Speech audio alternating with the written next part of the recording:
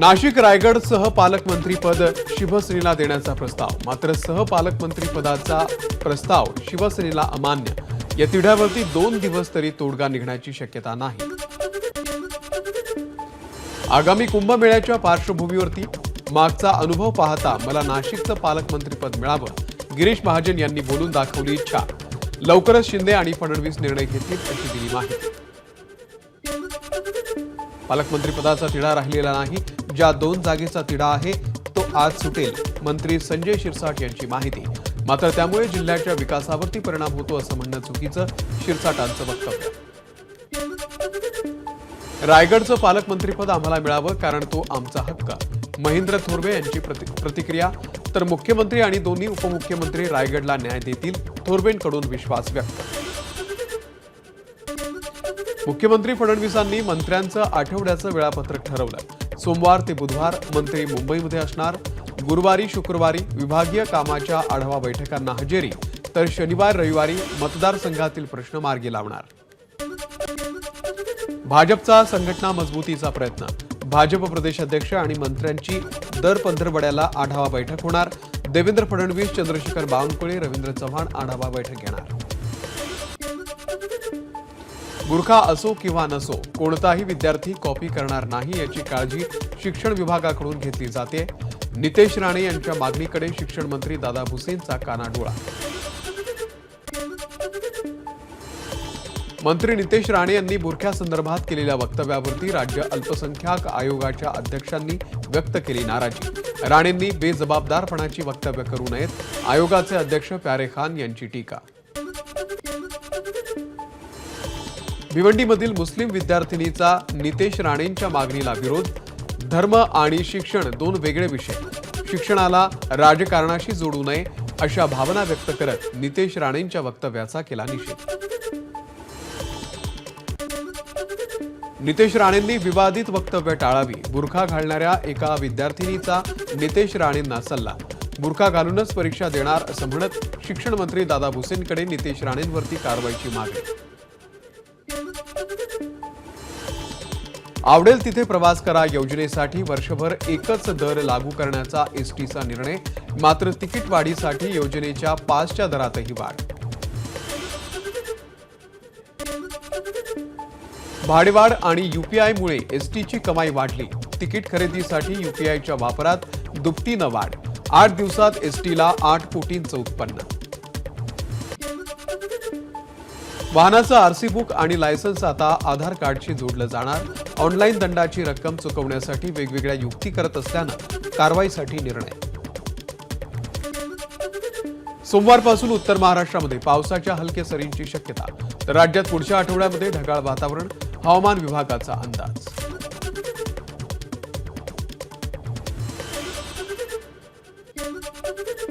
शिवसेनेचे पदाधिकारी अशोक धोडी बेपत्ता होऊन आज 12वा दिवस उलटला, तरीही त्यांचा पत्ता लागलेला नाही. धोडी यांचा अपहरणापूर्वीचा आणखी एक सीसीटीव्ही एबीपी माझाच्या हाती. अशोक धोडी अपहरण प्रकरणामध्ये त्यांच्या पत्नी आणि मुलानं घेतली मंत्री गणेश नाईकांची भेट. अशोक धोडी बेपत्ता होऊन 12 दिवस उलटले तरी ते बेपत्ता असल्यानं भेट घेतली.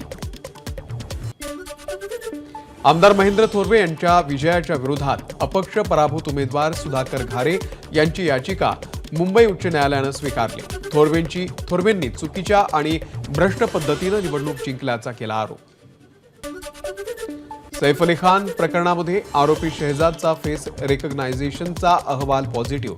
आरोपींच्या वकिलांनी शहजादचा चेहरा आणि सीसीटीव्हीतील चेहरा यावरती प्रश्न उपस्थित केले होते.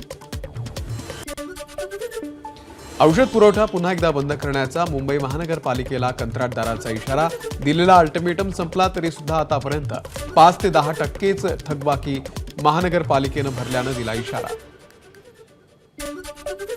नालासोपाऱ्यामधील अनधिकृत इमारतींवरील तोडक कारवाई सुरूच. 41 पैकी आतापर्यंत 11 इमारती भुईसपाट. आज रितू पॅलेस या इमारतीवरती कारवाई. नवी मुंबई महानगरपालिकेचे 8,000 कंत्राटी सफाई कर्मचारी 10 फेब्रुवारीपासून संपावरती जाणार. समान काम समान वेतनाच्या मागणीसाठी संपाची हाक. महिनाभरापासून साखळी उपोषण सुरू. आरंभ युवा फाउंडेशनच्या वतीनं माघी गणेशोत्सवाचं आयोजन। मीरा रोडच्या बाप्पाचं ढोल ताशांच्या गजरामध्ये स्वागत।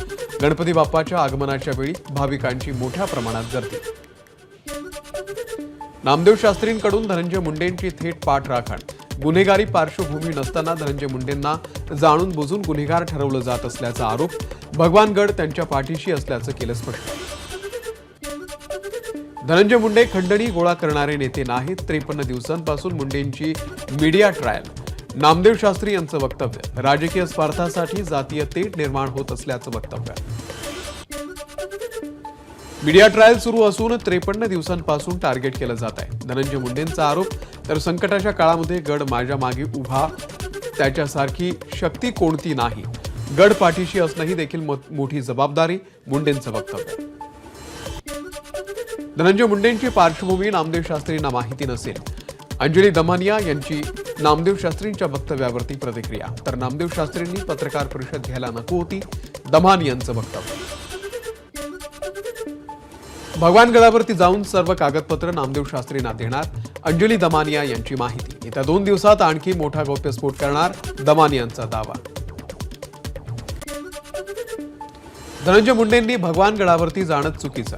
वाल्मिक कराड यांच्यासोबत मुंडेंचे व्यावसायिक संबंध, या संदर्भात सगळे कागदपत्र भगवानगडावरती पाठवणार, अंजली दमानिया यांची माहिती। भास्कर केंद्रे हे पोलीस गेल्या 15 वर्षांपासून परळीमध्ये त्यांच्याकडे 15 जेसीबी, 100 राखेचे टिप्पर आणि तिथल्या मटका व्यावसायिकांसोबत त्यांची भागीदारी, सुरेश धस यांचा आरोप। भास्कर केंद्रे यांच्याकडून स्वतःवरील आरोपांचं खंडन। सदावर्तींसोबत बोलतानाची केंद्रेंची ऑडिओ क्लिप व्हायरल। आपल्याकडे जेसीबी काय, साधं टायरही नसल्याचं केंद्रेंकडून स्पष्ट। एबीपी माझा ऑडिओ क्लिपची पुष्टी करत नाही। धाराशिवमध्ये एक सीसीटीव्ही उपक्रम राबवला जाणार। नागरिकांच्या सुरक्षेसाठी 7000 सीसीटीव्ही लावण्यात येणार। विशेष पोलीस महानिरीक्षक वीरेंद्र मिश्र यांनी या संदर्भात घेतली आढावा बैठक। छत्रपती संभाजीनगरमधील दूषित आणि ड्रेनेज मुक्त पाण्याचा प्रश्न सोडवण्यासाठी इंडो बोट कॅमेरा सिस्टीमचा वापर केला जाणार। एक कॅमेराचा पाईपलाईनमध्ये सोडून लिकेज, अवैध नळ कनेक्शनची केली पाहणी।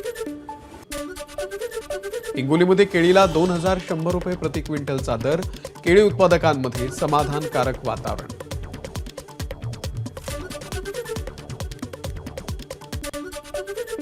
वादाशिवाय मराठी साहित्य संमेलन होऊ शकत नाही, मुख्यमंत्री फडणवीस यांचं मिश्किल वक्तव्य।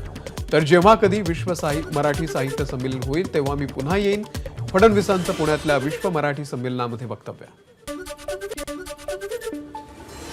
एआयचा वापर करत स्मॉल लँग्वेज मॉडेलद्वारे मराठी साहित्य जतन करा, मुख्यमंत्री फडणवीसांचं आवाहन। मराठी भाषेला ज्ञानभाषेमध्ये परिवर्तित करण्याचं काम सुरू असल्याची फडणवीसांची माहिती। पुण्यामधील विश्व मराठी संमेलनाला मुख्यमंत्री आणि दोन्ही उपमुख्यमंत्र्यांची हजेरी। तिघांमध्येही पालकमंत्री पदासंदर्भात चर्चा होण्याची शक्यता। पुण्यामध्ये विश्व मराठी संमेलन 2025 निमित्त शोभायात्रा। पुढील 3 दिवस फर्ग्युसन महाविद्यालयामध्ये चालणार विश्व साहित्य संमेलन। गँगस्टर गजा मारणेच्या नावानं सोशल मीडियावरती अकाउंट तयार करून व्हायरल। पुणे क्राईम ब्रांचच्या पोलिसांकडून 4घांना अटक। पिंपरी चिंचवडमध्ये जीबीएसनं पहिला रुग्ण दगावला। एका 36 वर्षीय रुग्णाचा मृत्यू। आतापर्यंत शहरात जीबीएसचे 13 रुग्ण आढळले, त्यातला हा पहिला बळी। पुण्यात 3ऱ्या जीबीएस बाधित रुग्णाचा मृत्यू। नांदेड गावातील 60 वर्षीय नागरिकाचा मृत्यू। आतापर्यंत राज्यात एकूण 4 रुग्णांचा मृत्यू। विठ्ठल रुक्मिणीच्या विवाह सोहळ्यासाठी बंगळुरूमधील भाविकांना पाठवली खास वस्त्र। पांढऱ्या शुभ्र वस्त्रांवरती जरीची सुंदर अशी बारीक कलाकुसर। किरीट सोमय्यांच्या दौऱ्याच्या पार्श्वभूमीवरती मालेगावमध्ये निदर्शनं। मायनॉरिटी डिफेन्स कमिटीचं तोंडाला काळ्या पट्ट्या बांधून आंदोलन। किरीट सोमय्या गो बँकेचे फलक झळकावत घोषणाबाजी।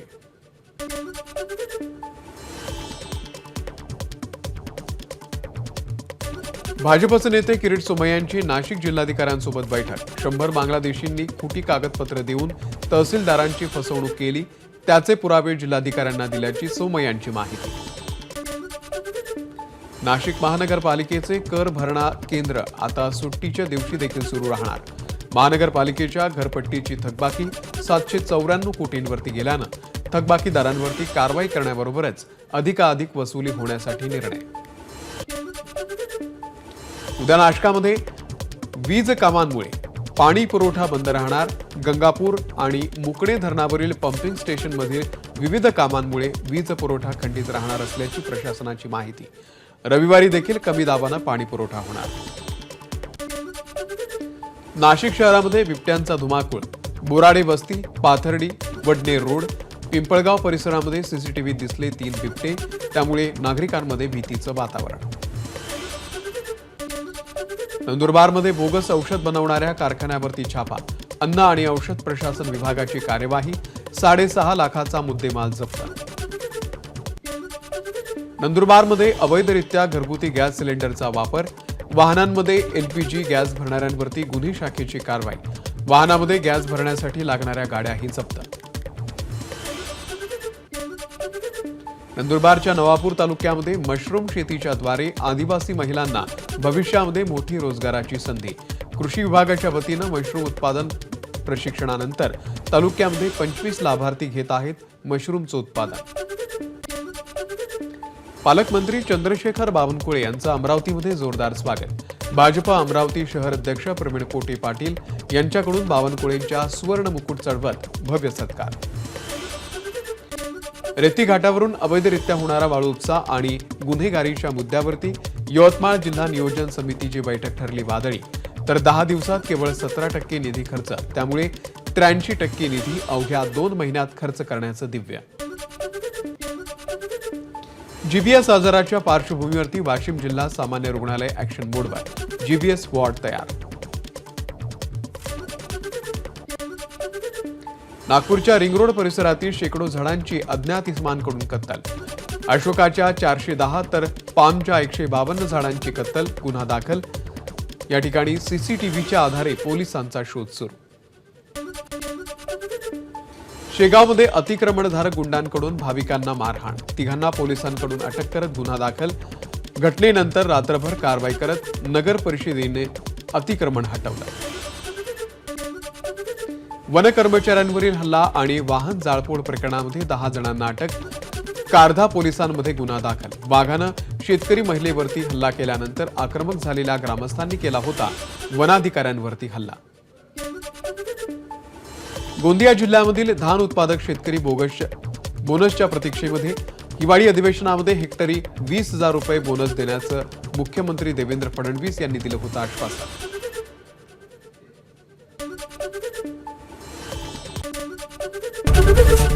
एबीपी माझा, उघडा डोळे बघा नीट।